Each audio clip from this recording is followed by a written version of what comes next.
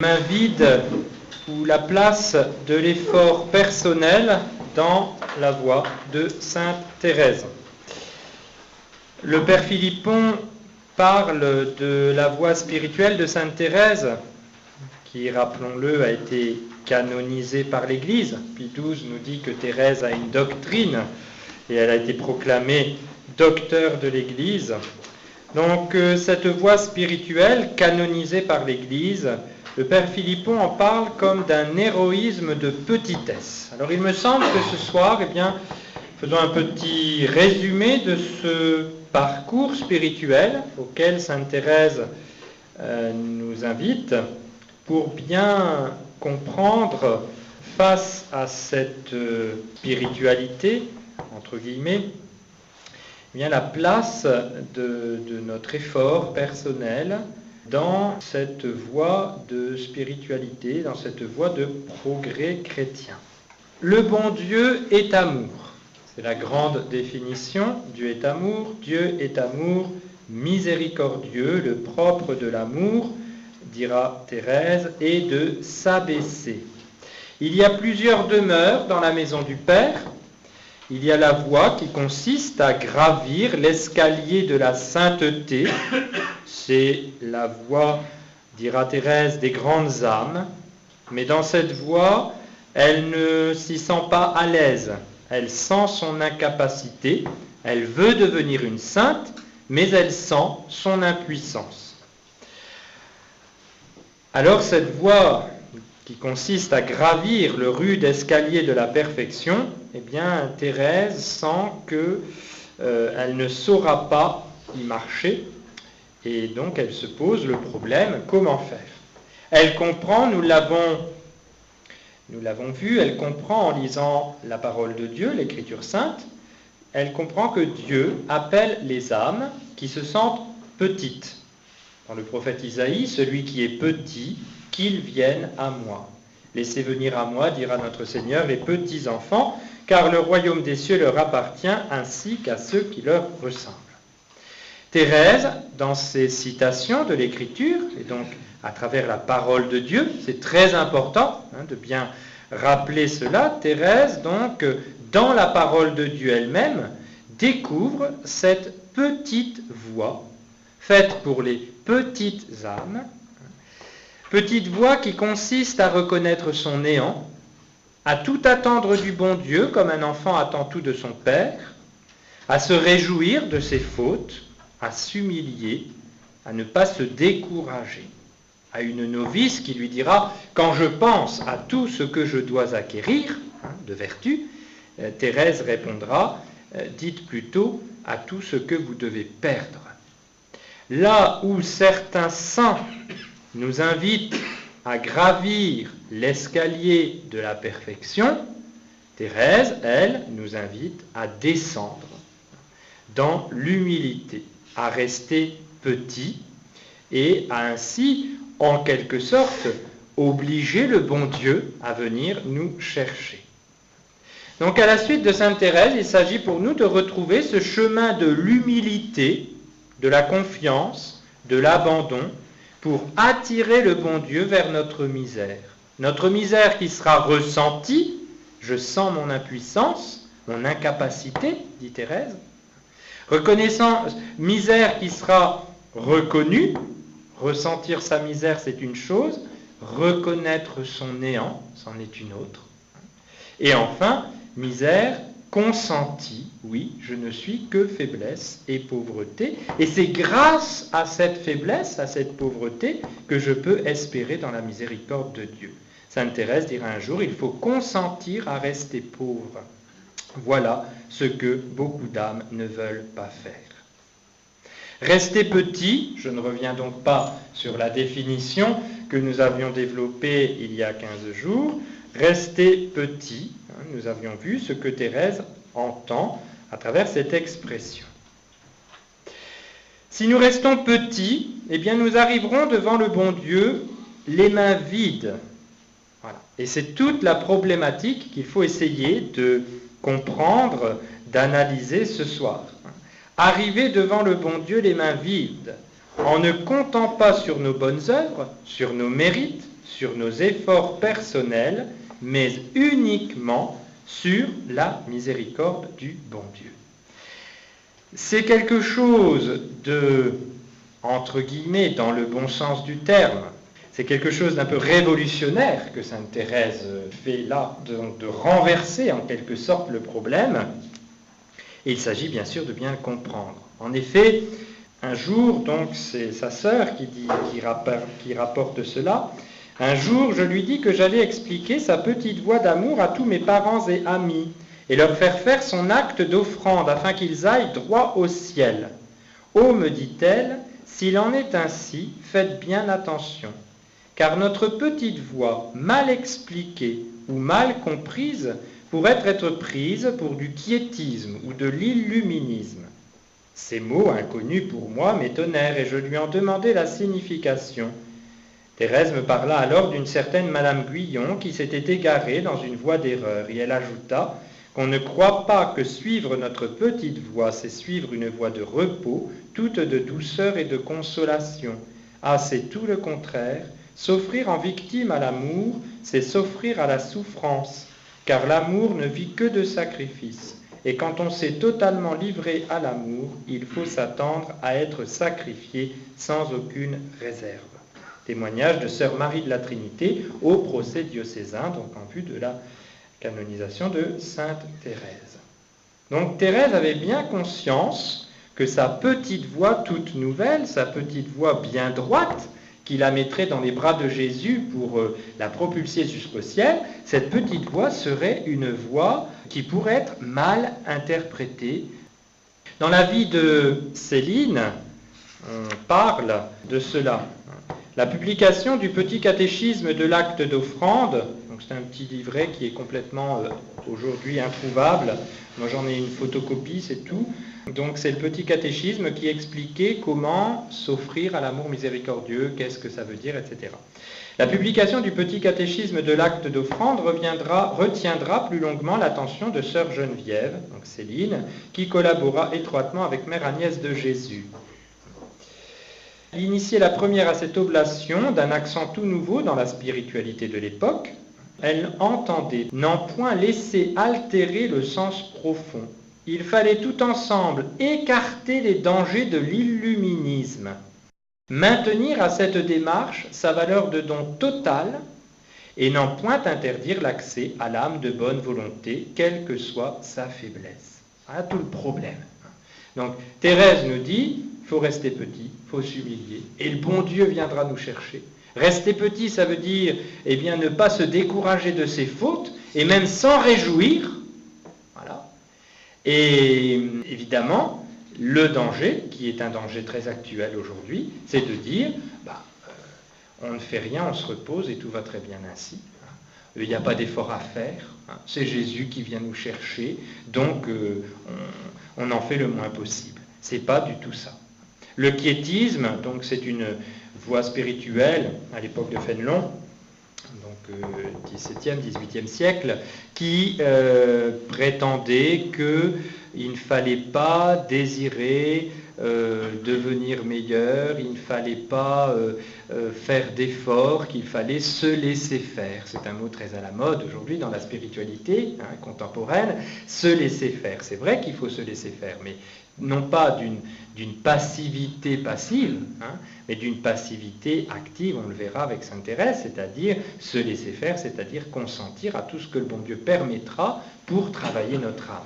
Le quiétisme devient de quies en latin, qui veut dire repos, se dire on s'en fait pas, on se laisse faire, donc je ne fais rien. Voilà. Et puis c'est le bon Dieu qui fera tout. Thérèse a des paroles comme celle-là. Je ne fais rien, c'est Jésus qui fait tout. Voilà. Alors, il faut bien interpréter évidemment cette chose-là. Sinon, on peut tomber dans une erreur. Alors, je vous propose d'analyser un petit peu cela en deux temps. Le premier temps, nous allons revoir ensemble la notion de mérite. Et nous verrons que cette notion de mérite est bel et bien dans la pensée et l'enseignement de sainte Thérèse. Ceci pour dire qu'il ne s'agit pas, dans la petite voie, de dire qu'on ne fait rien, qu'on ne mérite rien, que voilà, Pas du tout. Et dans un deuxième temps, eh bien, nous verrons ce que Thérèse entend par ce fameux « les mains vides ». Voilà. C'est tout le problème, quoi. Parce que ça peut nous poser problème dans la spiritualité. On dit, bon, je vais suivre un petit peu Sainte Thérèse de l'Enfant Jésus, je me mets à son école, mais je ne comprends pas. Je ne comprends pas. Parce que on nous dit toujours qu'il faut mériter, qu'il faut sauver son âme, qu'il faut faire son salut, qu'il faut devenir meilleur, qu'il faut grandir, et tout, et tout. Et Thérèse, elle semble dire tout le contraire. Qu'est-ce qui se passe? Voilà. Alors Thérèse, elle est docteur de l'Église. Alors qui est-ce qui a raison entre les deux? Voilà. Donc revenons un petit peu à la définition des choses. Alors qu'est-ce que c'est que le mérite? Là, on va faire du catéchisme, tout simplement, revoir quelques notions. Le mérite, c'est la qualité d'une œuvre bonne qui donne à celui qui l'a faite un droit à la récompense. Le démérite, c'est le contraire. C'est ce qui fait qu'une œuvre est mauvaise et qu'elle est passible d'un châtiment. Alors il y a un mérite naturel, quand l'acte et la récompense appartiennent à l'ordre naturel. L'ouvrier mérite son salaire. Voilà. L'ouvrier a fait un travail, il a mérité un salaire proportionné, convenu avec son employeur. Bon.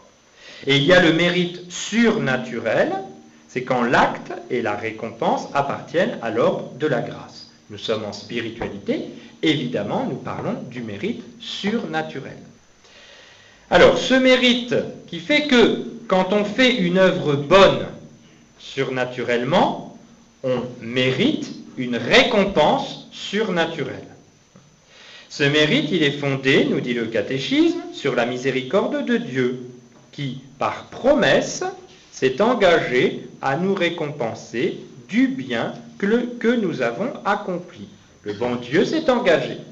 Voilà. Les ouvriers de la dernière heure, ils reçoivent un talent.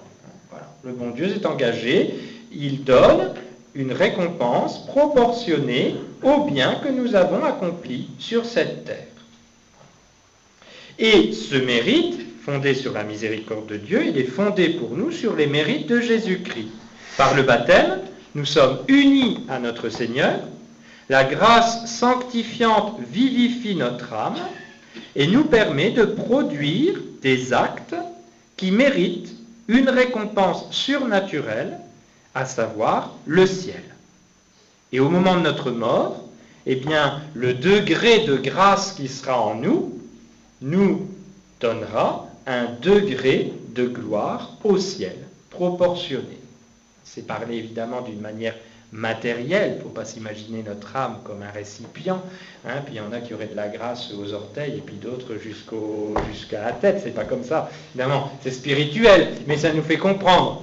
Il y a des âmes qui ont peu de grâce, peu de mérite, elles auront une joie beaucoup moins grande au ciel que les âmes qui ont beaucoup de mérite, qui ont beaucoup de grâce dans leur âme, beaucoup d'intensité, d'état de grâce, si on peut parler ainsi, et qui donc auront au ciel une joie beaucoup plus grande. Tout ça sera proportionné. Donc nous savons qu'une âme en état de grâce, c'est la foi qui nous l'enseigne, cette âme en état de grâce qui fait un acte, n'importe lequel, pourvu que cet acte soit bon et qu'il soit au moins implicitement fait par amour de Dieu, cette âme mérite des grâces et une augmentation de grâce sanctifiante, et donc elle mérite la gloire du ciel. Les protestants ont nié cette notion de mérite. Pour eux, le juste, le chrétien justifié, ne commet que des péchés. Même nos œuvres bonnes, pour les protestants, sont mauvaises parce qu'elles sont souillées par le péché originel qui subsiste dans l'âme comme un foyer permanent de corruption. Nous savons que dans la foi catholique, l'âme qui est justifiée par la grâce, le péché est effacé. Elle est transformée de l'intérieur. Alors que pour les protestants, l'homme reste foncièrement pécheur, il reste souillé, mais le bon Dieu, par miséricorde, le revêt comme d'un manteau. En quelque sorte, le bon Dieu ne regarde pas ce péché qu'il y a dans l'âme, il regarde l'image de son Fils, Jésus, mais ça reste purement extérieur. Il n'y a pas de justification, il n'y a pas de pacification, il n'y a pas de rédemption concrète, réelle, dans le protestantisme. Pour nous, catholiques, nous savons que la grâce sanctifiante nous transforme réellement. C'est ce qui fait dire à saint Thomas d'Aquin que quand un prêtre donne l'absolution à un pécheur qui était en état de péché mortel, eh bien, cette œuvre est plus grande que la création de l'univers. Parce que le bon Dieu transforme le péché en grâce, les ténèbres en lumière. Voilà. Donc ça, c'est ce mérite qui est une réalité surnaturelle. L'Écriture sainte en parle. Réjouissez-vous, dit notre Seigneur dans les Béatitudes, parce qu'une grande récompense vous est réservée dans les cieux. Saint Paul dira, j'ai combattu le bon combat, j'ai achevé ma course, j'ai gardé la foi. Reste la couronne de justice qui m'est réservée, que le Seigneur, le juste juge, me rendra en ce jour. Donc on parle évidemment très souvent dans l'Écriture sainte de cette récompense et donc forcément des mérites. Le Concile de Trente a défini, si quelqu'un dit que les bonnes œuvres d'un homme justifié sont tellement des dons de Dieu qu'elles ne soient pas aussi le mérite de cet homme juste, qu'il soit anathème. Donc il y a les deux, évidemment. Il y a la grâce de Dieu et il y a le mérite de l'homme. La Sainte Vierge, par exemple, qui dit oui, à la fois son oui, c'est une grâce de Dieu, elle ne peut pas le dire toute seule, et en même temps, elle dit quand même oui, librement, volontairement. Donc elle mérite. Alors, je ne vais pas entrer dans tous les détails de cette théologie du mérite, ce serait trop long, mais rappelons quand même que notre Seigneur mérite strictement en justice, parce qu'il est le Fils de Dieu, il est Dieu comme son Père. Donc, nous avons péché. L'homme a péché, l'humanité est pécheresse. Entre Dieu et l'humanité tombée dans le péché, il y a un abîme. L'homme ne pouvait pas se sauver tout seul. Il fallait un sauveur. C'est Jésus qui vient, donc, Fils de Dieu. Il mérite, durant toute sa vie, toutes les grâces dont nous avons besoin, et particulièrement à l'heure de la croix, au calvaire, il mérite le pardon des péchés du monde. Il souffre, il subit la haine, il offre, il aime au travers de toute cette haine, et il mérite ainsi notre salut. Son mérite, il est à égalité. C'est un mérite en justice. L'homme a péché, au nom des hommes, Jésus répare le péché. Et son Père, qui s'est engagé à opérer la rédemption du genre humain ainsi, accorde à notre Seigneur un mérite qui est infini, puisque notre Seigneur est Dieu. Donc Jésus mérite toutes les grâces. Nous méritons en dépendance de Jésus-Christ, par sa grâce. Et donc on ne peut mériter que si on est en état de grâce. On mérite en justice, d'une manière qui n'est pas stricte, mais en dépendance de Jésus-Christ, qui lui a mérité strictement. Donc un chrétien en état de grâce est uni à Jésus. En raison des mérites du Christ, ce chrétien en état de grâce mérite réellement, dans tous les actes bons qu'il pose, qu'il y pense ou qu'il n'y pense pas, il mérite des grâces, bien sûr, mais surtout la récompense éternelle du ciel. Une âme qui n'est pas en état de grâce peut mériter des grâces, mais ce n'est plus un mérite en justice, c'est un mérite de convenance. Dieu n'est pas tenu de récompenser une âme qui n'est pas en état de grâce, mais il le fera en convenance, par bonté, par miséricorde, pour certaines grâces temporelles ou pour la grâce, par exemple, de se retourner de manière efficace vers le bon Dieu en demandant sincèrement pardon de ses péchés, puisque Dieu s'y est engagé. Ainsi, tournez-vous vers moi, dit Dieu, et moi je me tournerai vers vous. C'est pourquoi il est très important, soit dit ici entre parenthèses, et c'est le catéchisme qui le mentionne dans cette leçon sur le mérite, il est très important de nous habituer à offrir nos actions à Dieu par un motif de charité. Très important. Mon Dieu, je vous aime, je le fais pour votre amour. Ça va augmenter notre mérite. Il y a quelque chose d'automatique. L'âme en état de grâce, qu'elle y pense ou qu'elle n'y pense pas, mérite. Mais on peut mériter plus.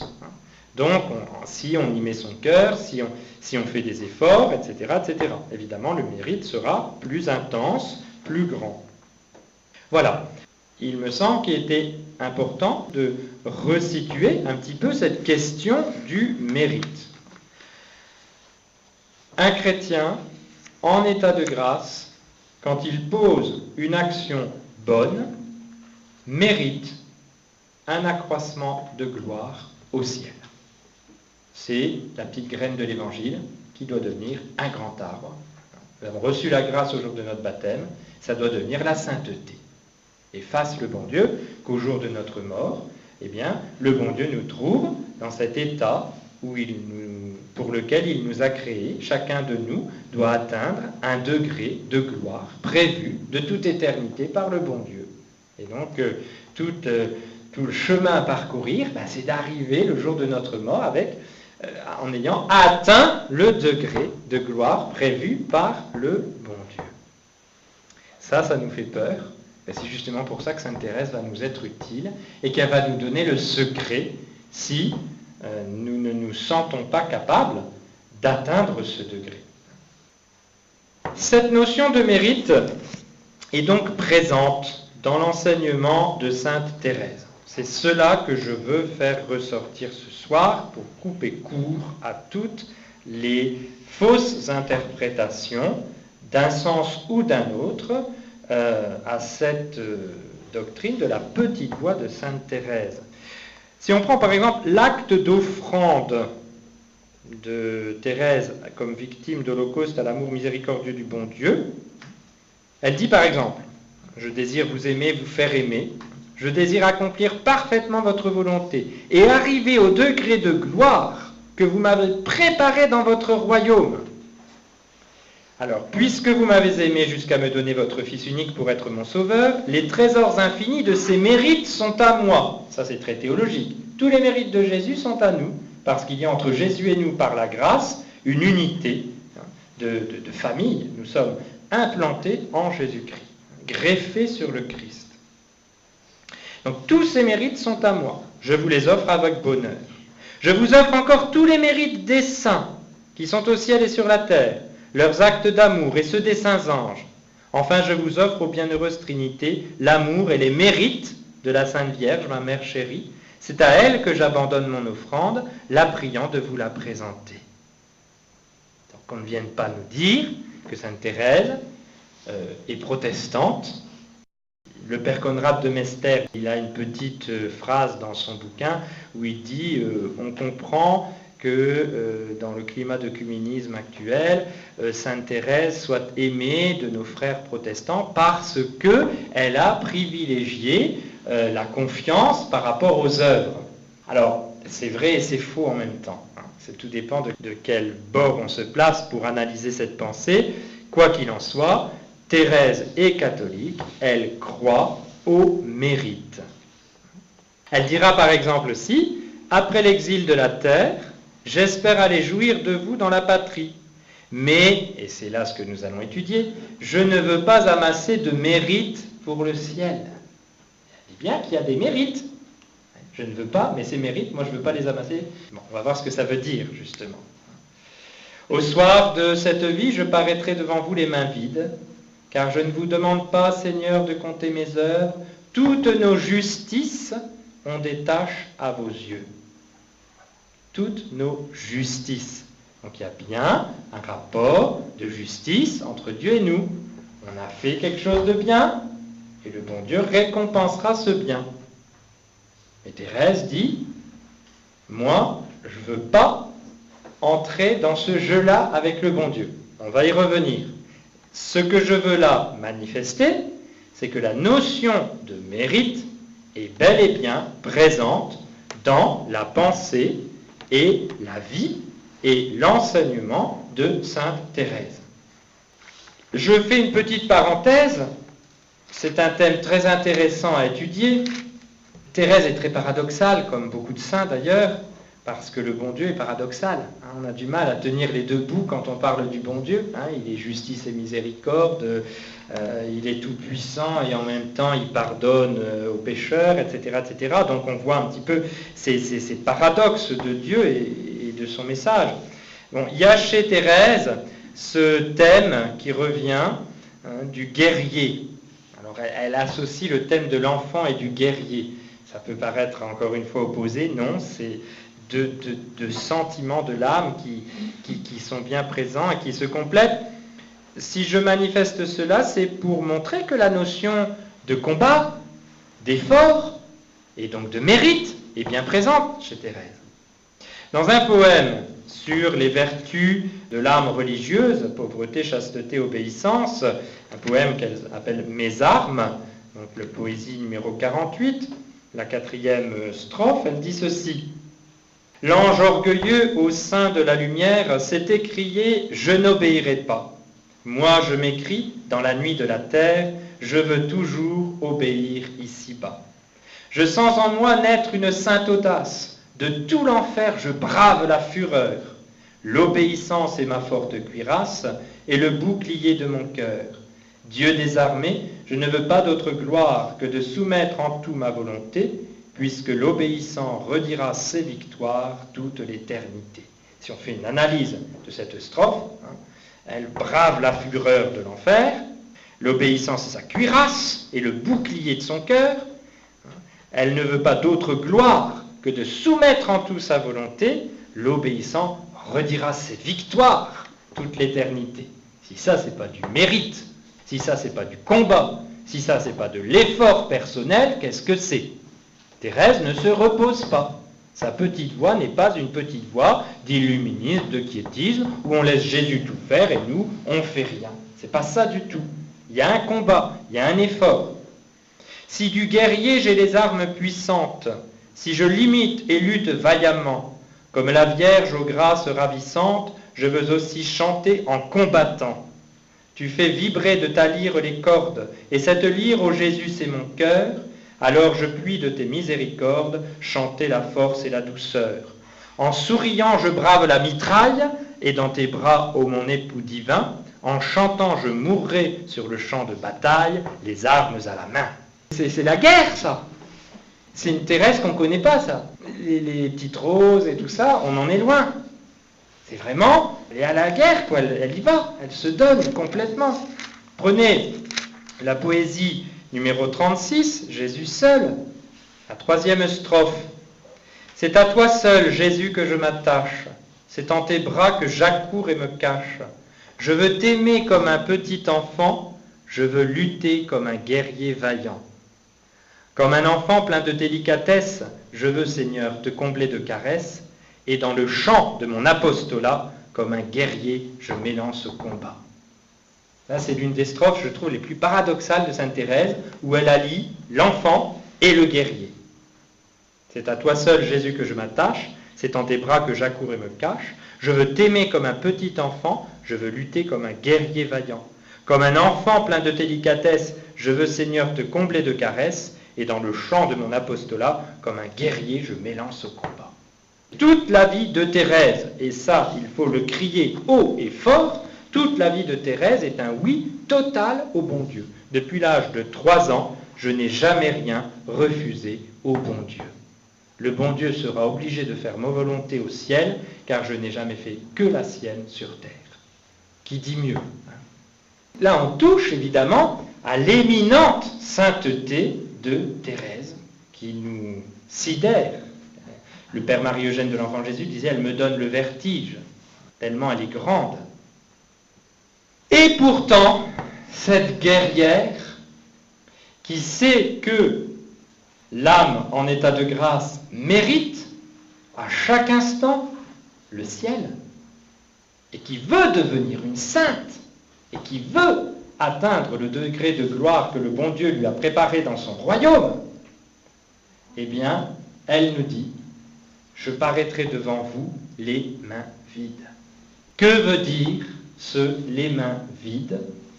Que faut-il entendre par cette petite voix dans laquelle nous devons rester petits, être conscients de notre néant, ne pas nous décourager de nos fautes et même nous en réjouir, ne pas nous attribuer le bien que nous faisons, les vertus que nous pratiquons, et tout attendre de la miséricorde de Dieu.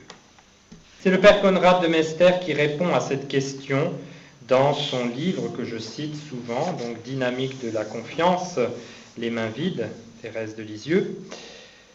Nous voilà, dit le père Conrad de Mester, devant l'éternel paradoxe d'un Dieu qui mérite entière fidélité et qui en même temps a pris en affection l'homme imparfait qui reconnaît sa pauvreté. La coexistence de notre responsabilité personnelle et de la surprenante et comblante miséricorde de Dieu reste un mystère. Ce paradoxe est présent chez Thérèse. Elle a des expressions comme « l'amour ne se paie que par l'amour » ou aussi « l'amour se prouve par les œuvres ». Encore une fois, il ne s'agit pas de ne rien faire. Mais elle dit, par ailleurs, que Jésus n'a pas besoin de nos œuvres, mais seulement de notre amour. Elle dira, à la fin de sa vie, « Si j'avais cherché à amasser des mérites, elle confie cela à sa sœur Céline, si j'avais cherché à amasser des mérites, à l'heure qu'il est, je serais désespéré. » Comment on peut comprendre ça? Qu'est-ce que ça veut dire? Eh bien, je crois vraiment que Thérèse a compris profondément que par elle-même, nous l'avons vu, elle n'était pas capable de faire le bien. Sans moi, dit Jésus, vous ne pouvez rien faire. Et que toute sa sainteté, ce sera l'œuvre de la grâce en elle. Elle constate qu'elle est incapable de gravir le rude escalier de la perfection. Pourquoi? D'abord parce qu'elle se sent être une petite âme qui a peur des choses extraordinaires, qui a peur des prouesses surnaturelles que font les saints. Et elle sait aussi, surtout, que nos mérites sont toujours entachés d'injustice. Toutes nos justices, dit-elle, ont des taches à vos yeux. Et ça, c'est peut-être l'une des phrases, de ces phrases très importantes de Sainte Thérèse. Toutes nos justices ont des taches à vos yeux. Le bien que nous faisons, nous nous trompons souvent sur ce bien, en ce sens que le bien que nous faisons, il est toujours entaché quelque part, entaché d'orgueil, entaché de satisfaction propre, entaché de vaine complaisance. Nous faisons quelque chose, mais en fait, on aime bien faire ça. Et est-ce qu'on le fait vraiment pour l'amour du bon Dieu? Thérèse se pose la question dans ses écrits, elle dit, le pur amour existe-t-il vraiment dans mon cœur? C'était une obsession pour elle. Est-ce que vraiment dans le bien qu'elle faisait, c'était le bon Dieu qu'elle aimait? Et reconnaissons-le, on se recherche tous un petit peu. C'est comme ça. On a tous en nous ce fond d'orgueil qui fait que on n'est pas si moche que ça quand même. Et puis le bien qu'on fait, on le fait quand même pas si mal que ça. Et nous avons tous tendance à nous attribuer le bien que nous faisons. Nous avons tous tendance à être déçus du mal que nous constatons en nous. Donc, si nous allons au bon Dieu en nous appuyant sur nos mérites, nous risquons gros. Parce que nos mérites, nous en avons probablement une vision faussée. Toutes nos justices, Seigneur, ont des taches à vos yeux. Et donc, quand on va arriver devant le bon Dieu, avec nos sous que nous croyons être des louis d'or, il se peut très bien que le bon Dieu, lui, il va y voir que des centimes en vulgaire acier. Et on va être déçus. Et là, on va aller griller au purgatoire, parce qu'on va avoir du temps à rattraper, de l'amour à combler, et tout, et tout, et tout. Et Thérèse, ça, elle l'a compris. Alors elle dit, moi, je ne veux pas compter sur mes mérites. Elle sait qu'elle mérite quand elle fait du bien, qu'elle est par la grâce de Dieu en état de grâce. Mais elle ne compte pas. Elle met cette question-là de côté. Je ne veux pas amasser de mérite pour le ciel. Je veux travailler pour votre seul amour, dans l'unique but de vous faire plaisir, de consoler votre cœur sacré, de sauver des âmes qui vous aimeront éternellement. Les mains vides, c'est ça. C'est dire, toutes nos justices ont des taches aux yeux du Seigneur. Alors je vais m'évertuer à aimer le bon Dieu, sans penser à m'appuyer sur les mérites que je gagne en faisant du bien, pour paraître un jour devant le Seigneur. D'autre part, elle se méfie de tout exploit de mortification corporelle. Elle rejette tout désir de performance spirituelle. Il s'agit de devenir meilleur. Il s'agit de gravir, de monter. Il s'agit de prouver au bon Dieu qu'on est bel et bien quelque chose. C'est pas ça. C'est pas ça du tout. Pour Thérèse, il s'agira de concentrer sa fidélité à l'amour sur les nombreuses petites choses ordinaires et quotidiennes qui sont à la portée de chacun. L'héroïsme, nous dit le père Conrad de Mester, n'est pas éliminé, mais il est reporté dans la situation habituelle de tout un chacun. L'héroïsme de petitesse dont nous parle le père Philippon. Qui consiste, et ça nous y sommes sensibles aujourd'hui. Nous y sommes sensibles aujourd'hui parce que Sainte Thérèse, ça fait maintenant plus de 100 ans que nous connaissons son message, et puis aussi parce que Sœur Lucie de Fatima nous a dit un peu la même chose. La sainteté des âmes d'aujourd'hui, c'est la fidélité dans le devoir d'État. C'est une spiritualité aujourd'hui qui correspond aux besoins du monde actuel, qui est un monde compliqué, un monde difficile, et nous nous sentons plus à l'aise dans cette spiritualité du devoir d'État. Mais c'est la spiritualité de Sainte Thérèse. Thérèse écrit son manuscrit B, donc ce manuscrit dans lequel elle dit qu'elle a compris que tous ces désirs qui étaient dans son cœur, elle voulait tout faire. Ça aussi, c'est un aspect guerrier de Thérèse, rappelons-nous. Elle voulait être prêtre, elle voulait être missionnaire, elle voulait être zouave pontificale, elle voulait faire toutes les vocations, Thérèse, elle voulait être tout. Et elle était petite carmélite à Lisieux, inconnue de tout le monde, et elle n'arrivait pas à contenter tous ces désirs qui bouillonnaient dans son cœur, jusqu'au jour où elle comprend qu'en aimant le bon Dieu, eh bien, elle sera tout. Dans l'Église, dans le cœur de l'Église ma mère, je serai l'amour.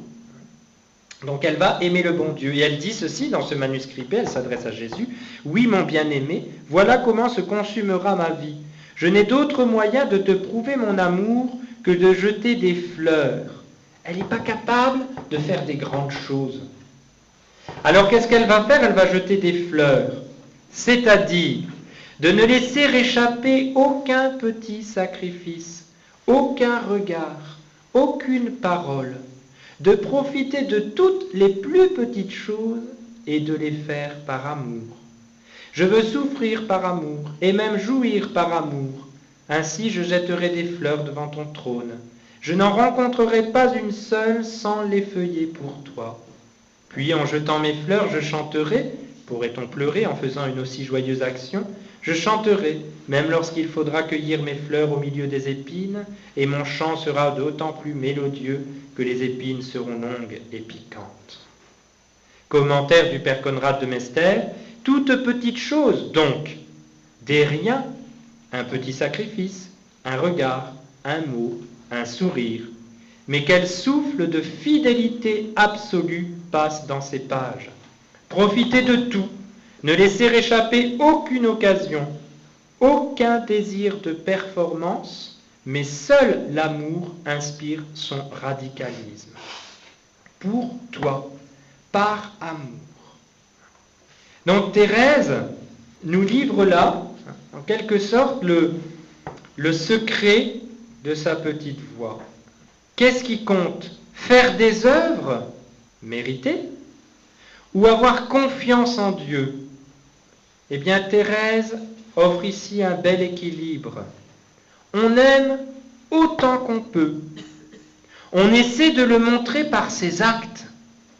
Mais lorsque, impuissant, on n'y arrive pas, comme on le voudrait, on se confie à l'infinie miséricorde de Dieu. Voilà le secret de cette pauvreté intérieure qui consiste à ne pas compter, ne pas calculer, à ne pas être dans une mentalité de justice, de donnant avec le bon Dieu, mais à être dans une mentalité, dans un climat de charité, d'amour. Tout par amour. Le pauvre d'esprit ne se préoccupe pas anxieusement du résultat de ses efforts spirituels. Il ne compte pas sur le succès. Il ne veut pas tout voir et tout comprendre. Il vit de foi et de confiance. Son amour, c'est de se remettre tout entier à Dieu. Il ne se demande pas avec inquiétude s'il a déjà fait beaucoup de progrès. Souvent, nous en sommes là. Et Thérèse, elle ressentait ça. Est-ce que je fais plaisir au bon Dieu? Est-ce que le bon Dieu est content de moi? Est-ce que le pur amour est bien dans mon cœur? Elle se posait la question. Et tout son cheminement spirituel, c'est peu à peu d'abandonner ces questions en comprenant que ce qu'elle doit faire, c'est chercher à aimer le bon Dieu autant que possible, en tout, et ça, c'est l'héroïsme, mais en ne comptant, au fond, que sur la miséricorde du Seigneur. Elle dira, il faut faire tout ce qui est en soi, donner sans compter, se renoncer constamment, en un mot, prouver son amour par toutes les bonnes œuvres en son pouvoir. Radicalisme du sacrifice. Mais à la vérité, comme tout cela est peu de choses, il est nécessaire, quand nous aurons fait tout ce que nous croyons devoir faire, nous avouer des serviteurs inutiles, espérant toutefois que le bon Dieu nous donnera par grâce tout ce que nous désirons. Elle dit ici, je suis une très petite âme qui ne peut offrir au bon Dieu que de très petites choses. Encore m'arrive-t-il souvent de laisser échapper de ces petits sacrifices qui donnent tant de paix à l'âme. Elle qui a été jusqu'au bout, elle dit, ça m'arrive de laisser échapper des sacrifices que je pourrais faire et que je ne fais pas. Cela ne me décourage pas. Je supporte d'avoir un peu moins de paix, je tâche d'être plus vigilante une autre fois. Si nous faisons tous nos petits efforts, espérons tout de la miséricorde du bon Dieu et non de nos misérables œuvres, nous serons récompensés autant que les plus grands saints. Qu'est-ce que c'est donc que se présenter devant le bon Dieu les mains vides au jour de notre mort? C'est pas dire le bon Dieu, il aime tous ceux qui sont petits et donc je ne fais aucun effort, je me résigne au péché et j'espère dans l'infinie miséricorde de Dieu. Ça, ce serait défigurer le message de Sainte Thérèse. C'est dire, je fais tout ce que je peux, avec toute ma pauvre bonne volonté, je ne me décourage pas quand j'y arrive pas, je me redonne sans cesse, et quand j'ai fait tout ça, je n'attends qu'une seule chose, la miséricorde du bon Dieu. Je ne m'appuie pas sur mes œuvres, je ne m'appuie pas sur mes propres mérites. Thérèse renonce en quelque sorte à tous ses mérites. On dirait, dit le père Conrad, qu'elle y voit un danger d'autosuffisance, un titre qui vous permettrait de vous vanter devant Dieu. Elle va très loin. Tout ce qui respire un soupçon de morale, de récompense et de calcul lui devient complètement étranger. Rappelons-nous, cette petite fille qui faisait tous ces sacrifices et tous ces actes et toutes ces... Comment elle appelait ça là, je ne sais plus comment on disait là. Elle comptait. Bon, elle était dans cette mentalité de commerçant, de justice et tout et tout. Bon. Eh bien, à la fin de sa vie, elle n'est plus du tout là. 95, 96, 97, c'est fini. Elle abandonne cette mentalité. Elle comprend qu'il suffit d'aimer et elle ne calcule pas. Et elle dit, arrivant devant le bon Dieu, sans m'appuyer sur mes propres œuvres, sur mes propres mérites, sur le bien que j'aurais soi-disant pu faire ici-bas, arrivant devant le bon Dieu sans compter sur tout cela, le bon Dieu qui verra que je n'ai cherché qu'à l'aimer, me donnera la récompense, parce que j'arriverai devant lui vide, pauvre, sans rien. Ça veut dire qu'elle n'a pas mérité. Elle a mérité, parce que le mérite est automatique. Une âme en état de grâce, quand elle fait quelque chose de bien, elle mérite quelque chose. Mais elle ne s'appuie pas là-dessus. Elle dit au bon Dieu, moi je ne regarde pas tout ça. Voilà. Ce que je mérite, je vous le donne instantanément. Je ne veux pas compter. Moi, je veux arriver en espérant que dans votre miséricorde. Et là, elle dit, le bon Dieu ne pourra pas faire autrement que de venir me prendre et m'emmener tout de suite dans son royaume. Parce que pour lui, j'aurais renoncé à tout jusqu'à cette récompense à laquelle lui-même il s'était engagé en vertu des mérites qu'il nous permet de gagner. Donc quand Thérèse dit qu'elle veut arriver devant le bon Dieu les mains vides, elle nous renvoie à ce qui fera toujours le fond de sa doctrine, parce que c'est le fond de sa sainteté, c'est le fond de la sainteté évangélique, à cette attitude d'âme devant Dieu. Attitude d'âme de petitesse, parce que nous devons être conscients de notre néant, ne pas nous attribuer le bien accompli, car ce bien accompli vient de Dieu, ne pas nous décourager de nos fautes, parce que c'est bien nous ne sommes capables que de faire des fautes, faire tout notre possible, sans esprit de justice, mon Dieu, je fais ça, comme ça je gagnerai le ciel, sans esprit non plus de prouesse spirituelle, pour me prouver que je suis quand même quelqu'un, que je ne suis pas si nul que ça. Vous voyez, déjà, quand on commence à penser ça, on est à côté de la plaque. Et enfin, tout attendre de la miséricorde du bon Dieu. Ne compter que sur cette miséricorde. Et là, nous voyons bien que Sainte Thérèse nous invite à cet équilibre, encore une fois, qu'il faut méditer, qu'il faut demander la grâce à Sainte Thérèse et à la Sainte Vierge de comprendre petit à petit. C'est un enseignement dont il faut tenir compte et dont il faut renouveler dans notre cœur les dispositions. Lorsque nous sommes tentés de nous dire « là j'ai bien agi », mon Dieu, je vous rends grâce du bien que vous permettez de faire en moi. Lorsqu'on est vexé parce qu'on a fait une faute, se forcer à se réjouir de cette faute. Pas de la faute en tant que telle, en tant qu'elle a offensé le bon Dieu, mais de la faute en tant que cette faute nous ramène à l'humilité qui doit être la nôtre. Lorsqu'on a fait tout notre possible, efforçons-nous de le faire pour l'amour de Dieu. Mettons à la racine de nos actes, de nos intentions, cet amour du bon Dieu. Pas de prouesse non plus spirituelle lorsque nous sommes contents d'avoir progressé. Saint Paul nous dit, celui qui est debout, qu'il prenne garde de tomber. Renouvelons-nous tout de suite dans l'humilité du cœur. C'est un don de Dieu, c'est une grâce de Dieu. Et souvent, le bon Dieu, il nous fait comprendre.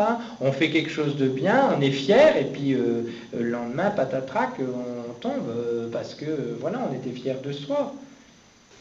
Tout attendre de la miséricorde de Dieu. Ce serait singulièrement se méprendre, dit le Père Philippon, sur la signification profonde de la spiritualité thérésienne que d'en méconnaître le sens du sacrifice. On a affadi la spiritualité de la sainte, gémissait le pape Pie XI. Les roses ne doivent pas nous faire oublier le crucifix, et la sainteté du sourire demeure marquée du sceau authentique de la croix. L'âme thérésienne est une âme victime, elle ne refuse rien. C'est là que le bon Dieu nous attend, dans cette petite voix de Sainte Thérèse. C'est-à-dire tendre, sans se tendre, à tout faire par amour. Un petit peu plus qu'hier, un petit peu moins que demain. Il y a les médailles d'amour, je crois. C'est marqué plus qu'hier, moins que demain. Et alors un jour ça va pas, voilà. Alors quand ça va, merci mon Dieu, humilité du cœur, reconnaissance, action de grâce. Quand ça va pas, réjouissons-nous de ce que ça va pas, parce que ça nous montre notre petitesse, ça nous oblige à revenir dans les bras du bon Dieu. Vous voyez, voilà le chemin auquel nous invite Thérèse, et c'est là qu'elle nous dit, c'est pas un chemin de repos, parce qu'on va jamais être tranquille avec sa petite voix. Hey, si on la prend en sérieux, ça veut dire qu'à tout instant, ça ne doit pas devenir une tension, ça ne doit pas devenir un malaise spirituel, mais une tendance vers l'amour, se redonner sans cesse. Depuis l'âge de 3 ans, je n'ai jamais rien refusé au bon Dieu. La grâce propre de la Sainte de Lisieux consiste précisément à conduire les âmes vers les plus hauts sommets de l'union divine par les petits sacrifices quotidiens. Disproportion. Là où on disait les plus hauts sommets de l'union divine, c'est pour les plus grands saints qui gravissent le rude escalier de la perfection. Thérèse dit, c'est arriver à l'union au bon Dieu par les petits sacrifices quotidiens, ceux que ne recherchent ni l'amour-propre, ni une volonté personnelle, mais que notre Père du ciel a choisi pour nous de toute éternité. Une âme fidèle à l'esprit de la voie d'enfance spirituelle s'élève ainsi de sacrifice en sacrifice jusqu'à l'héroïsme du don de soi caché sous un sourire. Elle ne laisse passer aucun sacrifice, aucun regard, aucune parole. Elle profite des moindres actions et les accomplit par amour. Rien de spectaculaire dans ces existences immolées par amour, où tout ressemble à la vie des êtres qui les entourent, mais où Dieu reconnaît ses victimes d'amour. Nous reviendrons sur ce thème de l'offrande de soi, quand nous commenterons, je pense à la fin de l'année, l'acte d'oblation de Sainte Thérèse à l'amour miséricordieux. Mais je voulais ce soir, alors encore une fois c'est un puzzle, dans ce qui a été évoqué ce soir, peut-être qu'il y a des choses qui nous font peur, peut-être qu'il y a des choses qu'on ne comprend pas bien, ça va se mettre en place petit à petit. Mais ce que je voulais manifester ce soir, c'est que Sainte Thérèse ne nous invite pas à ne rien faire. Elle ne nous invite pas au quiétisme, au laisser-aller, à la négligence, sous prétexte qu'il faut rester un petit enfant et tout attendre de la miséricorde du bon Dieu. Elle nous invite à tout faire, tout notre possible, avec toute notre bonne volonté, par amour du bon Dieu, dans les petites choses de la vie quotidienne, ne pas placer la sainteté là où elle n'est pas, dans les grandes choses, mais dans les petites fidélités de chaque instant, et en même temps, et c'est là son secret, ne pas prétendre que par cette humble fidélité recherchée, toujours renouvelée, eh bien, nous méritons quelque chose. Nous avons droit de prétendre devant le bon Dieu à une quelconque récompense, mais abandonner tout ça en attendant, quoi qu'il en soit, tout de sa miséricorde. Et elle dit, c'est comme ça qu'on sera gagnant. Parce que le bien que nous aurons fait, de toute façon, c'est une grâce de Dieu. Et le mal que nous aurons fait, eh bien, le bon Dieu ne le regardera pas si, n'ayant cherché qu'à lui plaire et à tout faire par amour pour lui, eh bien, nous avons cassé, nous avons manqué, nous avons mal fait. Le bon Dieu ne regardera pas nos mauvaises œuvres parce que nous ne voulons pas regarder nos bonnes œuvres. Nous ne voulons pas nous appuyer sur nos bonnes œuvres. Nous ne voulons pas arriver devant le bon Dieu en quelque sorte fort de nos bonnes œuvres. Ça, Sainte Thérèse, elle est formelle. Elle le dit, si nous ne regardons pas nos bonnes œuvres, le bon Dieu, lui, ne regardera pas nos mauvaises. Et elle dit, ultimement, quand on se présentera devant le Seigneur, nous n'attendrons que de sa miséricorde. Et dans cette disposition-là, le bon Dieu sera obligé de nous donner sa miséricorde. C'est évidemment audacieux, mais c'est une voie, encore une fois, que l'Église a canonisée et qui correspond à ce qu'est le bon Dieu, qui veut que nous soyons pauvres en esprit. Je termine en donnant l'exemple de Céline, sœur Geneviève de la Sainte Face, qui meurt le 25 février 1959 et qui sera l'exemple de la pratique de cette petite voie. Et elle a des citations à la fin de sa vie qui sont assez extraordinaires. Si je considère où je suis, elle a passé 80 ans, je m'aperçois que je n'ai pas monté mais descendu. Et là, je jouis d'une paix étonnante, bien que ce soit dans la nuit. Je fais mien ce passage d'une prière de saint Thomas d'Aquin. Je ne sais si vous m'aimez, si je vous aime. J'ignore même si je vis de la foi. Je ne trouve en moi qu'infidélité, que commencement sans suite, que sacrifice sans plénitude. Et cependant, j'aspire à vous. Oh oui, moi aussi, mais je ne me décourage pas. Je sens cela si profondément que lorsque je suis imparfaite, bien que le regrettant, il ne s'agit pas de dire je fais des péchés, c'est très bien, hein, la vie est belle, c'est pas ça. Je sens cela si profondément que lorsque je suis imparfaite, bien que le regrettant, je tressaille de bonheur à la pensée que la miséricorde du bon Dieu est préférable à toutes les vies. Oui, je ne m'appuie que sur la miséricorde du bon Dieu, sur sa pitié. Je veux exciter sa pitié par mon indigence, car je sais qu'ainsi j'aurai tout gagné. Vous voyez, là, sœur Geneviève de la Sainte-Face, elle a compris Sainte Thérèse. Et cette dernière citation de Céline est très belle. « Je me sens la reine des imparfaits.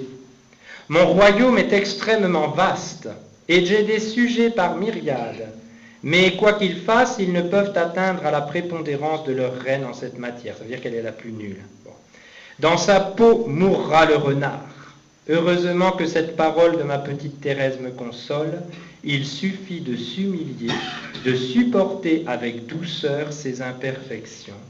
Voilà la vraie sainteté pour nous. Je crois qu'il faut méditer ces paroles.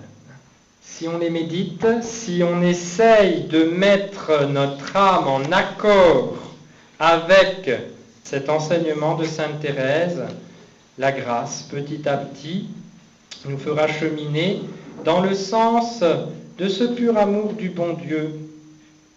Qu'est-ce qui compte au fond? Qu'est-ce qui compte au fond? C'est d'aimer le bon Dieu. Et peu importe qu'on réussisse, qu'on ne réussisse pas. Ce n'est pas en notre pouvoir. C'est que l'œuvre de la grâce. Donc il faut faire tout son possible, avec une bonne volonté toujours renouvelée, et après, tout abandonner à la miséricorde du bon Dieu. Ne rien attendre que cette miséricorde. J'ai mérité, j'ai démérité, je ne m'en occupe pas. J'essaye de faire les choses par amour du bon Dieu. Je ne calcule pas, je ne compte pas. C'est pas donnant, c'est pas de la justice, c'est de l'amour. Je laisse au bon Dieu le soin de faire son choix. Et Sainte Thérèse, elle disait, s'il plaît au bon Dieu que j'aille au purgatoire, eh bien je serai heureuse d'y aller. Et c'est justement parce qu'elle disait ça, évidemment, que cet amour toujours renouvelé, qui était en elle une attitude d'âme, qui était en elle une tendance vers Dieu, une aspiration, ce que dit sœur Geneviève, Céline, j'aspire à Dieu. Je ne vois en moi qu'infidélité, que commencement sans suite, que sacrifice sans plénitude, cependant, mon Dieu, j'aspire à vous. Voilà ce qui fait le fond de la sainteté. Et voilà ce qui a défiguré, à mon sens, le christianisme, c'est que on s'est arrêté aux œuvres. Combien de fois on a enseigné, il faut faire comme ci, il ne faut pas faire comme ça. Reconnaissons, mes chers amis, j'espère ne scandaliser personne en disant cela, mais reconnaissons que c'est souvent notre mentalité. Une mentalité où il faut faire comme ci, il ne faut pas faire comme ça. C'est vrai qu'il y a des choses permises et des choses défendues, mais c'est pas ça. C'est d'abord chercher à servir Dieu, à aimer Dieu. C'est une attitude d'âme. Nous devons être des chercheurs de Dieu. Dieu le Père se cherche des adorateurs en esprit et en vérité. Voilà ce que nous devons être. Et voilà ce qu'avait compris Thérèse, ce qu'avait redécouvert Sainte Thérèse dans un climat tellement contraire à ce qu'elle ressentait. Et nous devons la suivre sur ce chemin-là. Alors c'est une conversion du cœur, c'est évident, nous devons la demander chacun pour nous-mêmes et tous pour tous. C'est une conversion du cœur, mais qui consiste bien à se mettre sur un chemin qui nous fera probablement souffrir. Souffrir peut-être pas de la manière que nous aurions pensé souffrir, ça sera autrement, mais qui nous obligera à abandonner des choses auxquelles nous sommes intérieurement, spirituellement trop attachés. La complaisance en soi-même, la la volonté de paraître, le contentement de soi. Voilà. Là, le bon Dieu, il rabote. Voilà. Aplanissez les chantiers, dit Jean-Baptiste. Que toute colline soit abaissée et tout ravin soit comblé. L'horizontalité. Le bon Dieu, il fait comme ça. Et si on se met sur cette petite voie d'enfance spirituelle de Sainte Thérèse, c'est sûr qu'un jour ou l'autre, c'est ça qui nous attend. Mais il ne faut pas avoir peur. Pas avoir peur parce que c'est le chemin qui mène au ciel. Et parce que le bon Dieu est bon. Et donc il nous fera cheminer chacun à notre rythme, chacun d'une manière qui sera conforme aux grâces qu'il nous donnera pour ça. Il ne faut pas avoir peur de Dieu. Mais nous mettre sur ce chemin qui consiste à essayer de tout faire pour son amour, mais de ne pas compter sur nos œuvres, ne compter que sur la bonté et la miséricorde de Dieu. J'en ai trop dit et j'en ai pas dit assez parce que c'est un sujet qui est un peu complexe, un peu délicat, peut-être un peu nouveau, et qui demande qu'on le médite, qui demande qu'on prie sur ces textes de Sainte Thérèse.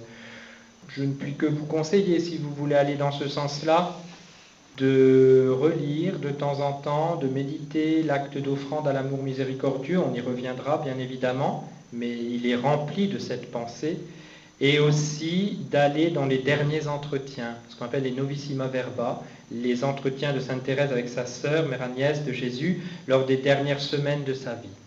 Là, vous avez l'enseignement de Sainte Thérèse, ce ne sera pas dit comme je l'ai dit ce soir, évidemment, d'une manière qui essaye d'être un peu synthétique, mais c'est présent partout. Vous prendrez chacun à votre niveau ce qui pourra vous parler, ce qui pourra vous faire du bien, vous aider à comprendre justement ce secret, parce que c'est un secret, un peu à la manière dont Saint Louis-Marie Grignon de Montfort parle du secret de Marie.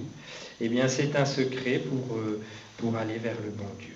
Voilà, faire tout son possible pour aimer le bon Dieu et ne rien attendre d'autre que la miséricorde de Dieu. Parce que par nous, nous ne sommes rien, mais le bon Dieu, lui, il est tout.